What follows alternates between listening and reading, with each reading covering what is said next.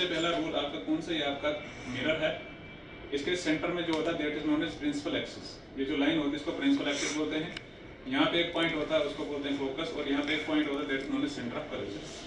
पहला रूल ये बताता है कोई भी रे इंसिडेंट करेगी किसी ऑब्जेक्ट मिरर के ऊपर करेगी तो यहाँ से जब रिफ्लेक्ट होगी तो फोकस से पास होगी। पहला रूल क्या बताता है, जब कोई भी रेस आपके प्रिंसिपल एक्सिस के पैरेलल जाएगी, रिफ्लेक्शन होने के बाद कहाँ से पास होगी, फोकस से पास होगी।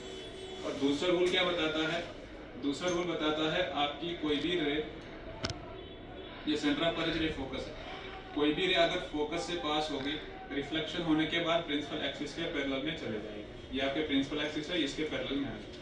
और तीसरा रूल आपका ये बताता है कि आपका सेंटर ऑफ कर्वेचर से कोई भी रे स्ट्राइक करेगी, रिफ्लेक्शन होने के बाद उसी रास्ते से वापस आ जाएगी। और चौथा रूल आपका जो है वो कौन सा है, आपके पोल पे कोई भी रे स्ट्राइक करती है वहां से वापस आएगी, और यहाँ पे एंगल आई हमेशा एंगल आर के बाद बराबर बनेगा।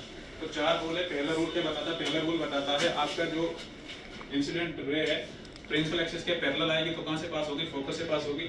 दूसरा रूल बताता है अगर फोकस से पास होगी तो प्रिंसिपल एक्सिस के पैरेलल चली जाएगी।